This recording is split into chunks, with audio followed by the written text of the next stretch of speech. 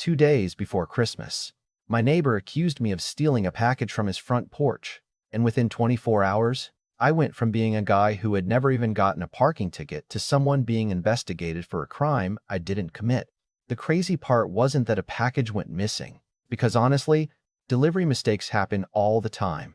The crazy part was how quickly one person decided he already knew the truth, and how confident he became that a carefully edited piece of evidence was enough to ruin my name. My name is Daniel Carter, and until that week, I thought I knew the kind of people who lived around me. I thought I lived in a quiet neighborhood where people waved when they drove by, borrowed tools when they needed them, and generally minded their own business. I was wrong about one of those things. I just didn't know how wrong until my neighbor Mark Holloway showed up at my door with anger in his eyes and an accusation that changed the way I looked at everyone around me. It started with something simple: a package. I know that sounds ridiculous now, but at the time, that little cardboard box created one of the most stressful situations I had ever experienced. It was the Saturday before Christmas, and, like everyone else, I was running around trying to finish last-minute errands, clean the house, and make sure everything was ready before my family arrived. I had ordered a replacement part for my old camera system. Nothing exciting, nothing that would make anyone jealous. The tracking notification popped up on my phone around noon saying the package had been delivered. I walked outside expecting to see it sitting near the front step, but there was nothing there.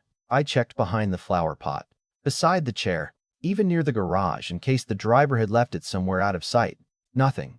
My first thought was not that someone stole it. My first thought was that the delivery driver probably left it at the wrong house. That happens more often than people realize. I contacted the seller, explained that the package showed as delivered but I couldn't find it, and asked if they could check the delivery details. The customer service representative was polite and told me they would investigate. She said these situations sometimes happened during the holiday rush and that they would get back to me. I remember hanging up and thinking, well, that's annoying, but not the end of the world. I had no idea that a few hours later, someone would turn that simple inconvenience into something much bigger. Around 7 that evening, I heard a knock on my door. Not a friendly knock. Not the kind where someone is dropping off a holiday card or asking if you need anything. It was sharp, impatient, almost like whoever was standing outside had already decided they were angry before I even opened the door. When I looked through the window, I saw Mark standing there. Mark lived 3 houses down. He was the type of guy who always seemed to have something to prove. He wasn't exactly unfriendly, but every conversation with him somehow turned into a competition. If you mentioned your lawn, he had a better lawn. If you bought a new grill, he had a more expensive one.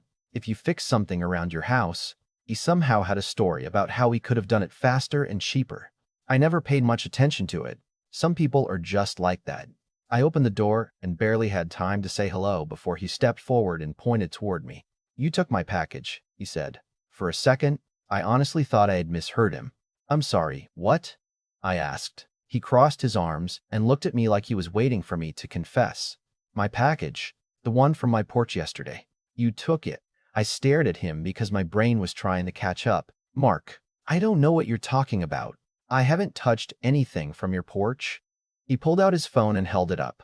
"I saw you on my camera." That sentence changed the entire mood of the conversation. He wasn't asking me a question. He wasn't trying to figure something out. He was announcing a verdict. "You were seen taking a box from my front porch. It was worth $600. I want it back." I remember feeling this strange mix of confusion and disbelief. Have you ever had someone accuse you of something so completely unexpected that your first reaction isn't anger? It's just trying to understand how the conversation even got there? That was me. I looked at him and said, "Mark, I was not anywhere near your house. Whatever you're seeing on that camera, it isn't me." But instead of listening, he gave me this little half smile, like he had already won. That's what everyone says when they're caught. I actually laughed for a second, not because it was funny, but because the whole thing felt unreal. "Caught? Mark, you didn't catch me doing anything because I didn't do anything." He lowered his phone and said, "Look, I'm giving you a chance to make this easy. Bring the package back, apologize, and we can forget about it. Otherwise, I'm calling the police." I remember looking at him standing there in my driveway, realizing this wasn't a misunderstanding anymore. This was someone trying to force me into admitting something that never happened. "Call whoever you need to call," I told him, "but I am not going to admit to something I didn't do." His expression changed. The calm confidence turned into irritation. Fine. Don't say I didn't warn you. Then he walked away. No apology. No second guessing. Nothing. Just walked back down the driveway like he had delivered some final statement in a courtroom. I closed the door and stood there for a while, just staring at the floor. My wife, Emily, came into the room and immediately knew something was wrong. She asked what happened, and when I told her, she just looked at me and said, "Wait, he thinks you stole his package." I nodded. She actually laughed at first because it sounded so absurd. Then she saw my face and realized I wasn't joking. "Daniel, you know this could become serious, right?" That's the part that bothered me the most. Not the package. Not even Mark. It was the idea that someone could point a finger at you, say they had proof, and suddenly people start looking at you differently. I have always been the kind of person who avoids drama. I go to work, come home, take care of my family, and stay out of other people's problems. I don't fight with neighbors. I don't argue online. I don't even like returning food at restaurants because I hate making a scene. But now, because one person made a decision without knowing the facts, I was sitting at my kitchen table wondering how far this could go. That night, I barely slept. I kept replaying the conversation in my head. The confidence in Mark's voice bothered me. He wasn't confused. He wasn't uncertain. He believed he had me trapped. And that scared me more than anything. Because when someone is wrong but willing to admit it, you can fix things. But when someone is wrong and convinced they're right, that's when problems begin. The next morning, I checked my phone and saw a message from the seller saying they were still investigating the delivery issue. I thought maybe the situation would solve itself. Maybe the package would show up somewhere. Maybe Mark would realize he made a mistake. But then, 3 days later, I received a call from a number I didn't recognize. I answered, and the voice on the other end introduced himself as Officer Bennett with the local police department. He told me they were investigating a report involving a missing package, and my name had come up. I felt my stomach drop. Suddenly, this wasn't just an angry neighbor at my door anymore. This was official. Mark had taken his accusation and turned it into a police report. The officer explained that Mark had provided video footage from his security camera showing someone removing a package from his porch. He said they needed to ask me some questions and review the evidence. I stayed calm during the call, but inside, I felt like the entire situation had moved into a completely different world. I told the officer exactly what happened. I told him I had never been on Mark's property and that I had no idea why he believed otherwise. After the call ended, I sat there for a long time. I wasn't angry anymore. I was focused, because at that moment, I realized something important. This wasn't going to be solved by explaining myself louder. It was going to be solved by finding out what Mark's proof really showed. And luckily for me, there was one thing Mark didn't expect. He thought the short video clip told the whole story. He thought everyone would see what he wanted them to see. But he made one mistake. He forgot that a few seconds of footage can hide a much bigger truth. And once the full story came out, everything he built against me was about to fall apart. I wish I could say that once the police got involved, everything moved quickly and the truth came out right away. But real life usually doesn't work that way. When someone accuses you of something serious, even if you're innocent, you don't just snap your fingers and make the suspicion disappear. For a few days, I carried this strange weight around with me everywhere I went. It was like a shadow following me. I would be making coffee in the morning, answering work emails, sitting at the dinner table with my family, and then suddenly, my mind would go back to the same thought. A man 3 houses away is telling people I stole from him. The accusation itself was ridiculous, but the consequences weren't. That's what bothered me. A rumor can travel faster than the truth. And once people hear something negative about you, some of them don't wait around to hear the explanation. They just remember the accusation. My wife Emily noticed how much it was getting to me. She kept telling me, "Daniel, you know the truth. Don't let him make you act like you're guilty." She was right, but there is something unsettling about having to prove something you never did. It's like being handed a puzzle where someone else already removed half the pieces and then asked you to explain the picture. A few days after that first call from Officer Bennett, I decided I wasn't going to handle this emotionally. I wasn't going to knock on Mark's door. I wasn't going to argue with him in the street. I wasn't going to give him the reaction he seemed to want. Instead, I called an attorney named Sarah Whitmore. Sarah wasn't some dramatic courtroom personality like you see in movies. She was calm, practical, and the kind of person who made you feel like panic was a waste of energy. After I explained everything, there was a long pause on the phone. Then she asked me one simple question. "Daniel, did you take anything from his porch?" I said. "No," she replied. "Good. Then don't focus on defending yourself against his story. Focus on finding the facts." That sentence stuck with me, because that was exactly what Mark had done wrong. He had a story. He had a version of events that made him feel right. But a story isn't the same thing as evidence. Sarah contacted the police department and requested the complete security footage from Mark's camera system. She specifically asked for the original recording. Not screenshots, not clips, not anything that had already been selected and trimmed. "Anyone can make a short video tell almost any story they want," she explained. "The important part is what happened before and after that clip." At first, Mark seemed completely confident. I heard through a mutual neighbor that he was telling people he had me caught on camera. That phrase bothered me. Caught. Like he had already decided there was no possibility of another explanation. He apparently told people that the video showed someone walking up, grabbing his package, and leaving.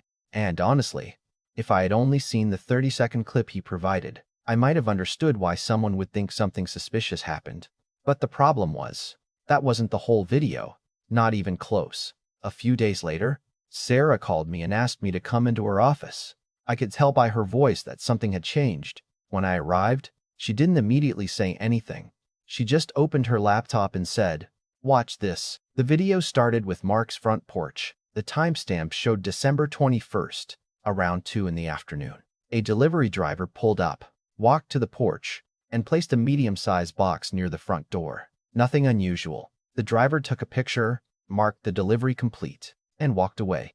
I looked at Sarah. "That's it?" I asked. She nodded. "Keep watching." About an hour later, the same delivery truck came back. The same driver got out. But this time, he didn't walk with confidence. He looked confused. He checked his phone, looked at the label on the package, and then walked back toward the porch. He picked up the exact same box, scanned it again, and carried it back to the truck. Then he drove away. I just sat there staring at the screen. Suddenly, everything made sense. The package was never stolen. The delivery company had made a mistake. The driver had realized it and corrected it. The entire crime existed only because Mark recorded one small piece of the story and ignored everything else. Sarah paused the video and looked at me. "There's more." She pulled up another part of the evidence. The timestamps showed my car leaving my house that morning. I wasn't even home when the package was delivered. I was across town visiting my father. There was no possible way I could have been the person in that video. Not unless I had somehow learned how to be in two places at once. And trust me, if I had that ability, I would probably be using it for something more profitable than stealing a cardboard box. For the first time in days, I laughed. Not because the situation was funny, but because the whole accusation had become so absurd. Mark had spent all this energy trying to prove I was a thief, and the evidence was proving something completely different. But there was one question I couldn't stop thinking about. Why? Why would someone do this? Why would a person take a mistake and turn it into an accusation? Sarah told me that sometimes people become attached to their first assumption. They see something, they decide what it means, and then instead of looking for the truth, they start looking for anything that supports what they already believe. And honestly, I think that's what happened with Mark. He had always been the kind of person who liked being right. But this wasn't about being right anymore. This was about protecting his pride. Admitting he was wrong would mean admitting he had gone too far. And some people would rather defend a mistake than apologize for it. The police reviewed the full footage, and Officer Bennett called me again.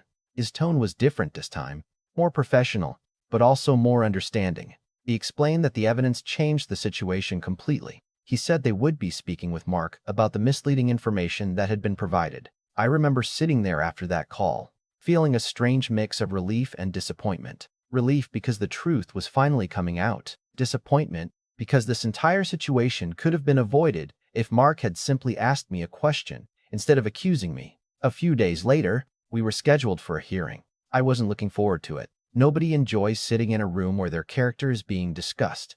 But I also knew something important. I wasn't walking in there trying to prove I was innocent. I was walking in there because the facts were finally going to speak for themselves. When I arrived, Mark was already there. He looked different from the man who stood in my driveway days earlier. Back then, he was confident, almost smug. Now he seemed quieter. He avoided eye contact. He kept looking through his paperwork like maybe the missing answer was hidden somewhere inside those pages. Sarah sat beside me and whispered, "Stay calm. Let the evidence do the talking." And that was exactly what happened. The officer presented the original footage, the timeline, the delivery records, everything Mark had ignored. As the video played, the room became completely silent. You could almost feel the moment when everyone realized what had happened. Mark didn't catch someone stealing his package. He caught a delivery mistake, and instead of checking the facts, he turned his neighbor into a suspect. The judge watched the footage carefully, then looked over the documents. Finally, he turned toward Mark. "Mr. Holloway, I have a question for you." Mark sat up. "Yes, Your Honor." The judge looked at the screen. "Why did you only submit the portion of the video after the package was delivered, but not the section showing the driver returning and removing it?" Mark shifted in his chair. For the first time since this started, he didn't have an immediate answer. I didn't think that part mattered," he said quietly. The judge leaned back and looked at him. "It matters when you accuse another person of committing a crime." The room went completely still, because that was the moment everyone understood. This was never really about a missing package. It was about someone deciding they could control the story by only showing the parts that helped them. And now, standing in that courtroom, Mark had to face the one thing he thought he could avoid, the full truth. The judge didn't raise his voice. He didn't need to. Sometimes the most powerful moments in a courtroom are the quiet ones, the moments when everyone in the room realizes the truth before anyone even says it out loud. After reviewing the evidence, the judge dismissed the case immediately. He explained that accusations like this could not be built on incomplete information, and that submitting only a carefully selected portion of a recording created a misleading picture of what actually happened. Mark was warned about the seriousness of providing incomplete evidence, and he was ordered to cover my legal expenses. I remember sitting there listening to those words and feeling something I hadn't felt in days. Relief, not excitement, not revenge, just relief, because for a week, I had been carrying around the weight of someone else's assumption. I walked out of that courtroom feeling like I could finally breathe again. Outside the building, Sarah looked at me and smiled. She said, "You know what the best part of this is? You never had to fight his story with another story. The truth was already there. You just had to uncover it." And she was right. Looking back, the package was never the real issue.